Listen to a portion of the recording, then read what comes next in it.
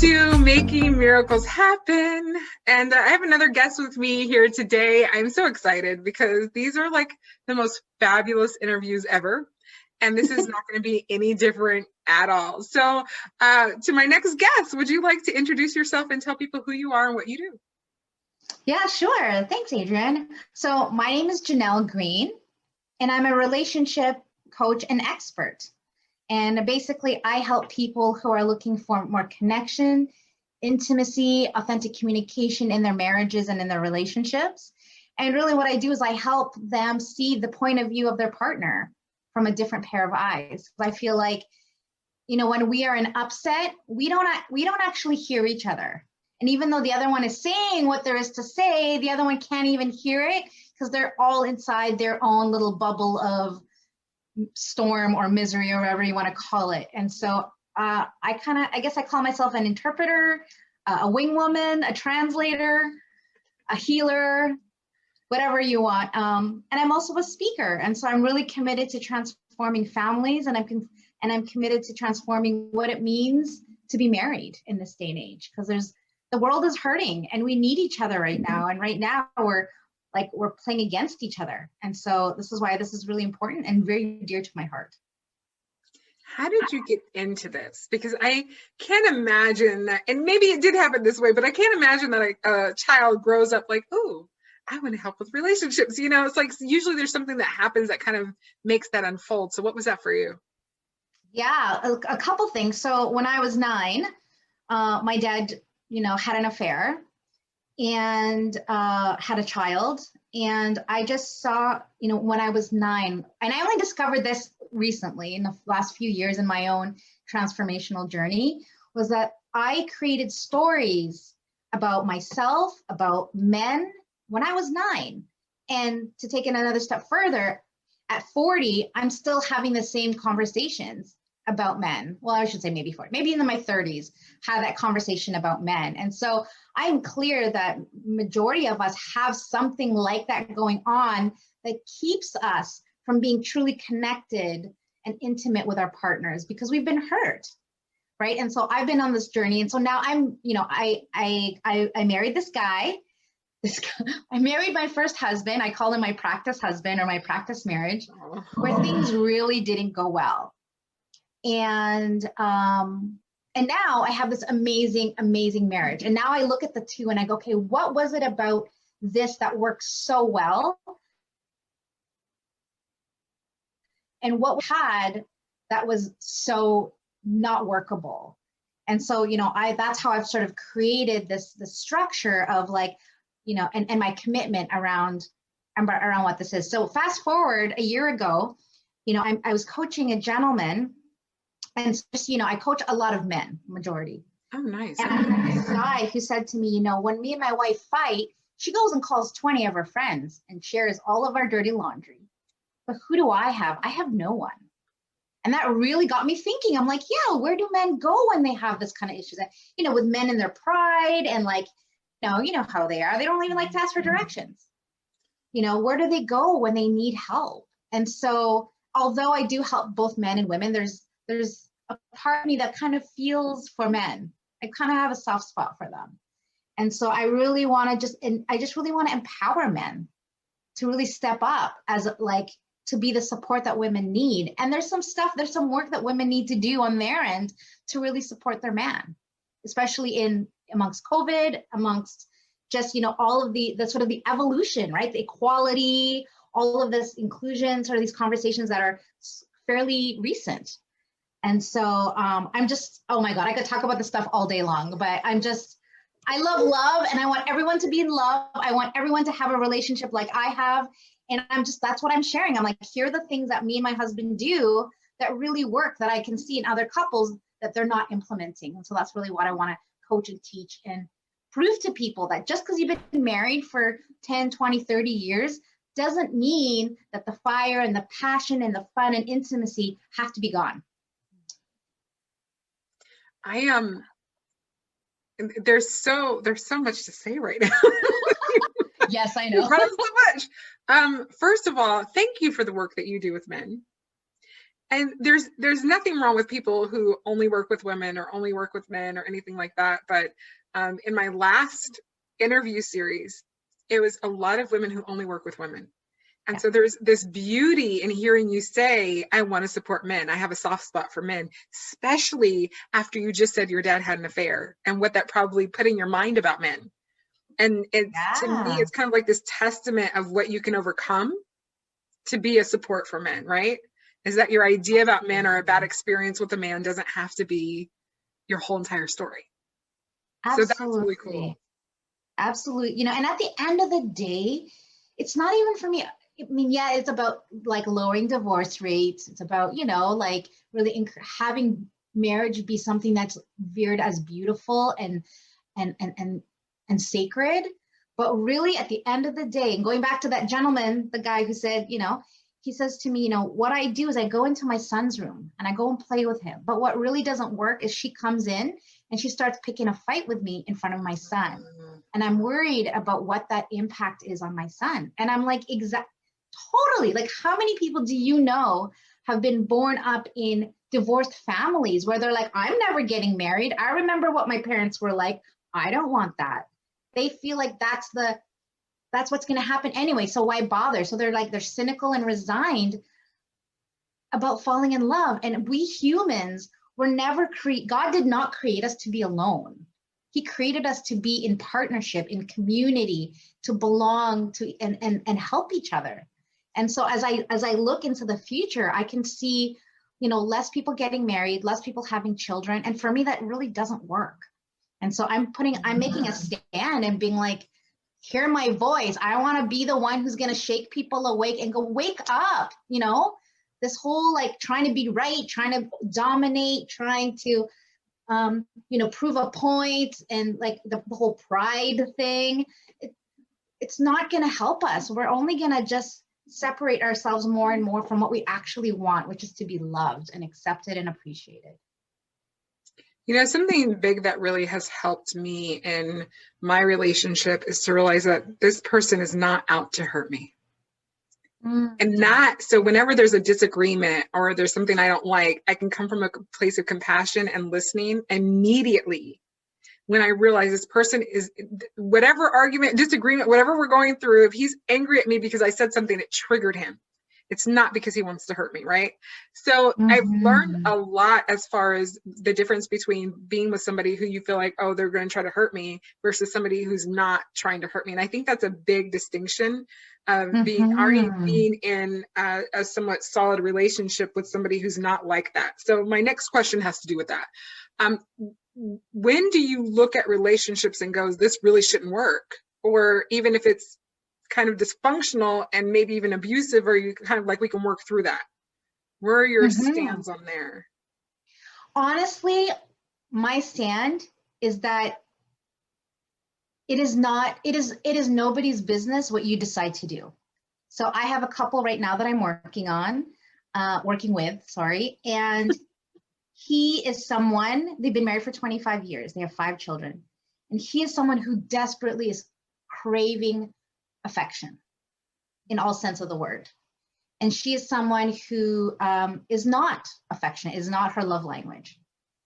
And he said to her, this is what I need from you. This is what I need from our marriage. I am so thirsty for this love.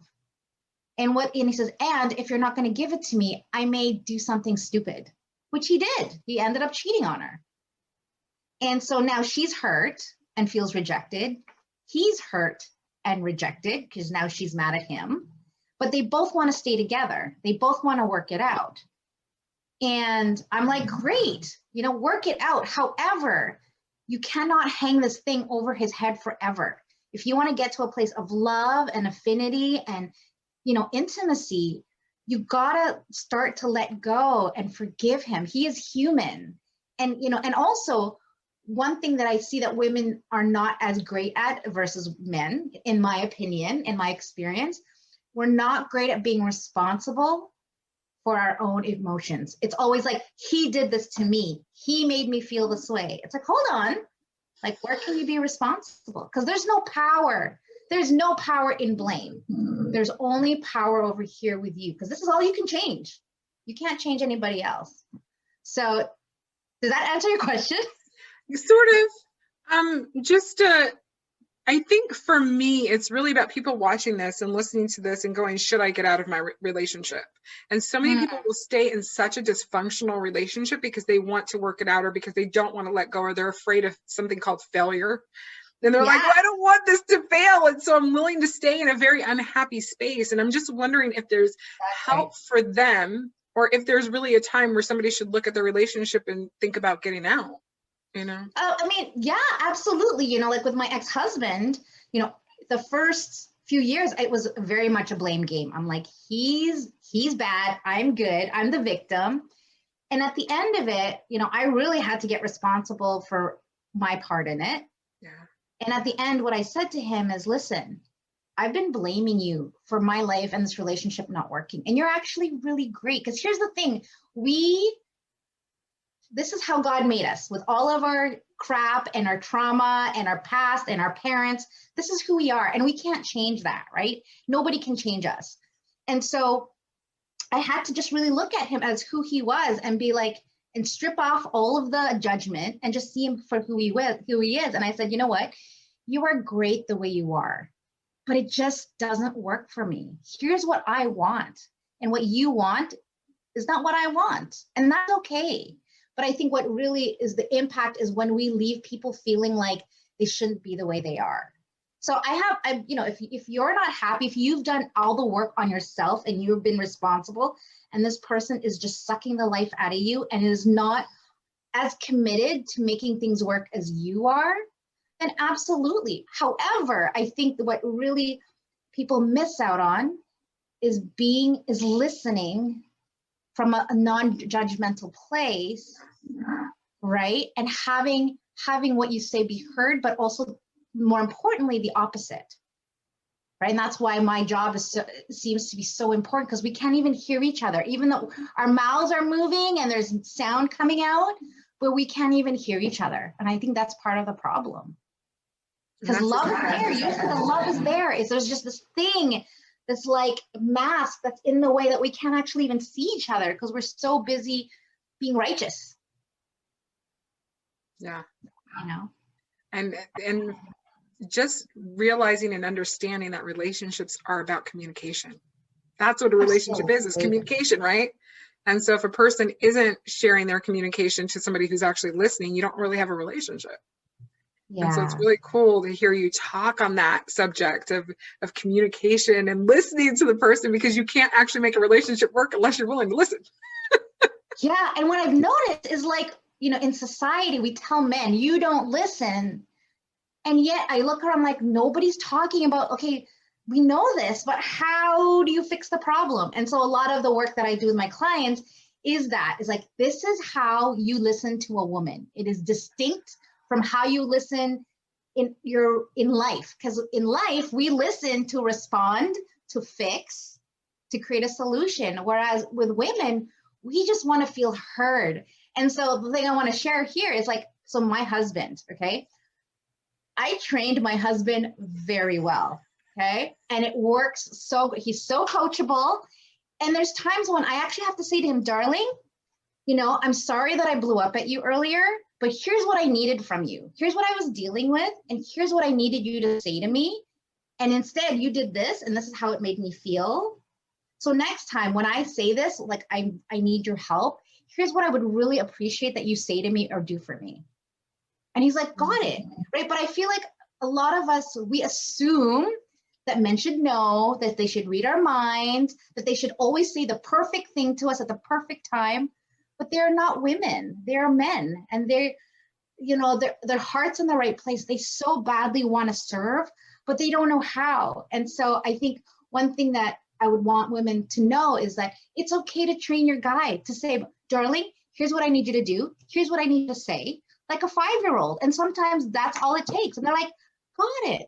So now my husband, he knows how to read me. It's like, he knows when I need my coffee. He knows when to leave me alone. He knows when I need a walk. He knows when I need a nap.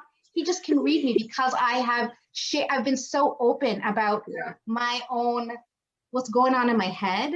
And I even bring up to him, I said, you know, baby, sometimes when you say I love you, I can't even be with it because I think about my dad. And I remember feeling so unworthy when my dad left.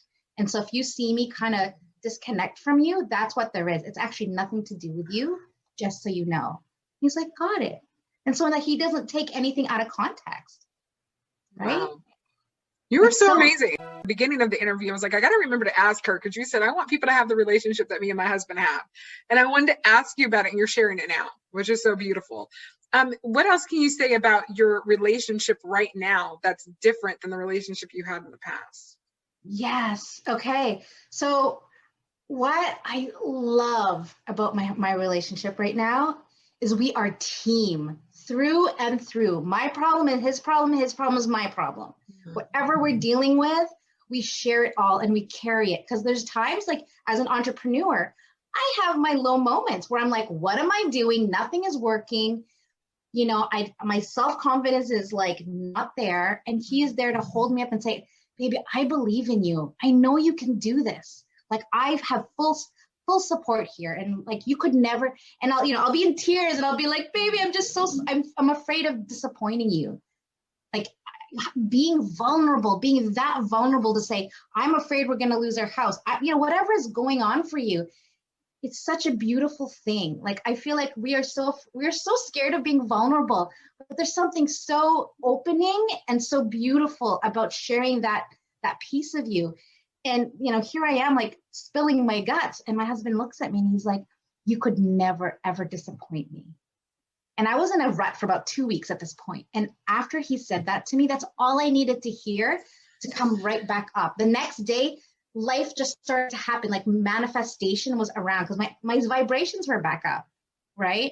And I feel like women, with the Me Too campaign and all of this women empowerment and feminism, I mean, I'm all for that. But what I would caution people is that we start to, when we get empowered, we tend to want to pull people down around us. Like, you're not good enough. You're not, like, to bring themselves up, right? And I think there's a way to empower ourselves at the same time, empower our partner. And I would say the other thing that me and my husband, two things that my husband are really good at is appreciation. I appreciate him for everything he does. The little things, the big things, everything. And as you see them, their confidence starts to grow. They will do anything and everything for you. My husband used to be 300 pounds. And I used to try to get him to come with me to the gym, and he would never go. Anyway, he started to go. And after 2 days, he started to show some bulk. And I went, well, baby, your arms look really great. And he's like, really? I was like, yeah. I said, maybe we can, go to the bedroom later. He's like, okay. So guess what? He's going to the gym every single day now, 5 days a week. He's doing the Rock, Dwayne Johnson's workout. And yeah, I know he's doing it for him, but I know he does it for me too, because he wants to make me happy. And of course, it doesn't hurt in the bedroom, but it's like, it's that appreciation and really like making them feel wanted and needed and appreciated like we do, right? And so we're really good at that appreciation. And I feel like when a lot of people have been married for so long, and then you throw in kids and work and all of that other stuff, we just assume it's like, well, of course you're going to take out the garbage. Of course you're going to whatever. I don't need to thank you or acknowledge you. What for? But it goes so far. And then the last thing I would say is responsibility. Being completely responsible for what's going on here, and also responsible for the relationship. So like during COVID, my husband was so afraid in the beginning, right? Like he was kind of like anxious and like kind of paranoid. And then we went to 7-Eleven one day to get something, and I went to get out of the car. He's like, no, honey, stay in the car. I'll go get the, I don't know, bag of chips or gum. I don't know what it was. He's like, I'll go get it. I said, no, but darling, you said that, you're really paranoid about the germs and stuff. So I don't mind going. He's like, no, but I don't want anything to happen to you. I would rather something happen to me. I'm like, oh, okay, well, are you sure?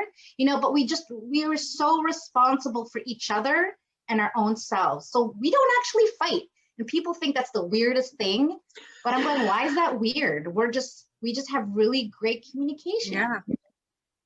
So being responsible, being responsible for our thoughts, being responsible for our beliefs, being responsible for the way we act, And when we have a temper tantrum, being responsible for that too.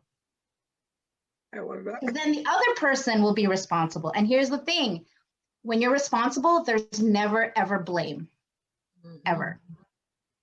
And it's nice that you're given that a permission to feel, to have the negative emotions, because I think a lot of people think that, oh, if I'm feeling bad, or if I'm feeling negative, or if I have a temper tantrum, then, you know, I'm just not a good relationship person. And in reality, you're like, no, we all have emotions, we have feelings, like, own it.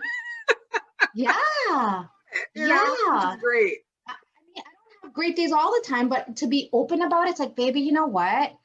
I'm so tired right now. Can you just make decisions for me today? I don't want to decide what to cook. Can you just, you please just do that for me? Right? Because the thing is, men hate naggers, right? Men use the word nag a lot. And it's really interesting because it's there's no, what does even nagging mean? It's just kind of like this concept.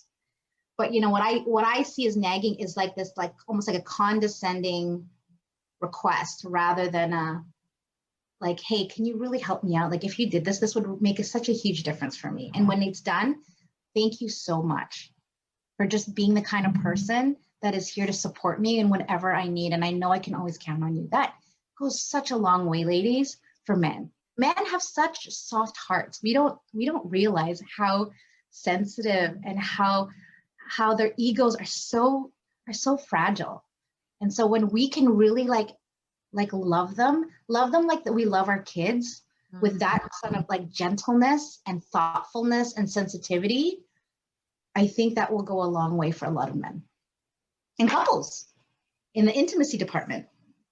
I have a really big question for you. Okay. This is huge in my book. Oh my gosh. Okay, I'm ready. So you help couples and people in relationships, but can you help people who are single who want to have a good relationship? Or are you just really for couples?